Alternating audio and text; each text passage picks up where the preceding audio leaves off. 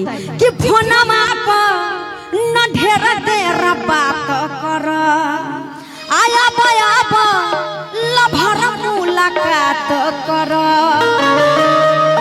लइकवा कहता कि ना हो बड़ी पिटा जा तब का होई, गधा के मार मारे ले सर।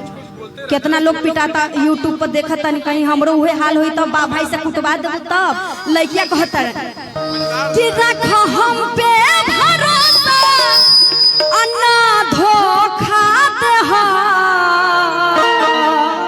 त लइका कहता कि त का देबो, धोखा ना देबो त का देबो।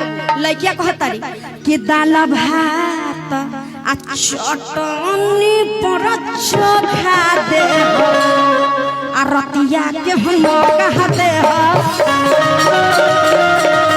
आ रतिया के हम कहते हो। आ दाल भात चटनी पर चोखा दे हो आ रतिया के हम कहते हो।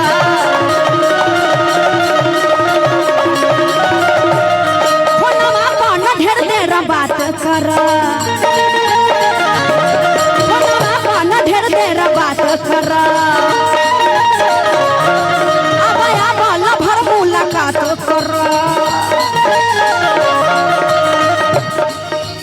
रख हम पे भरोसा अन्ना धोखा दे हो। एक बात है, मर्द जात जो होते हैं, मर्द किसी स्थिति में हो लेकिन झुकना नहीं पसंद करते हैं ना। देखिए कपड़ा बढ़िया से नहीं पहने लेकिन हई निकल रहा है खटाखट। 1000 रुपया उड़ा चुके हैं, कल पता चलेगा। जाके बैठिए, मेहरारू कहीं देइए के रहिएगा। चलिए इसमें तेरा घाटा मेरा कुछ नहीं जाता, जाइए बाद में मिल लेंगे, हाथ मिला लेंगे जब आपका उतरेगा तो। जाइए उधर बैठिए। कि रख हम पे भरोसा अन्ना धोखा दे हो।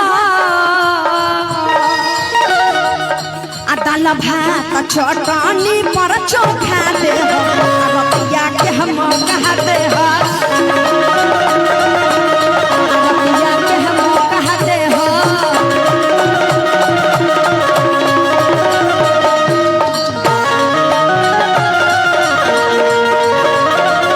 अरे जियो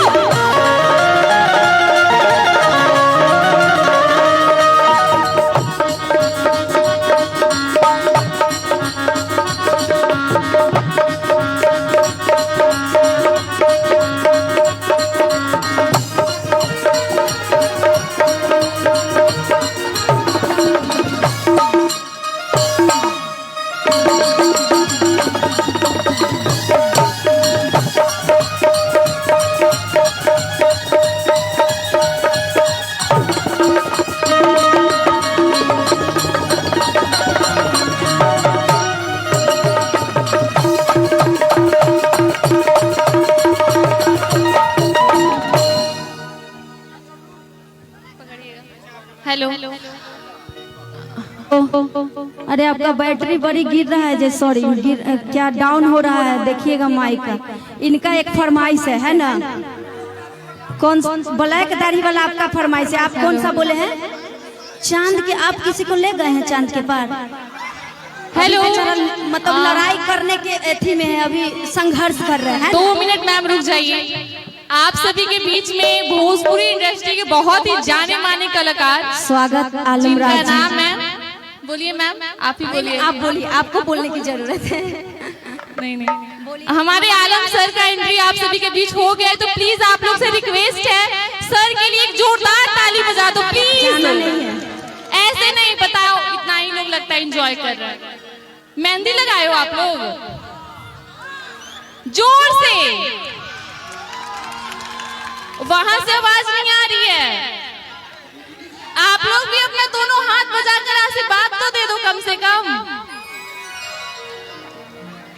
हमारे छपरा सिवान जिले के एक बहुत ही खेसारी लाल के बाद किन्हीं का नाम आता है तो वो है आलम सर, और उनके लिए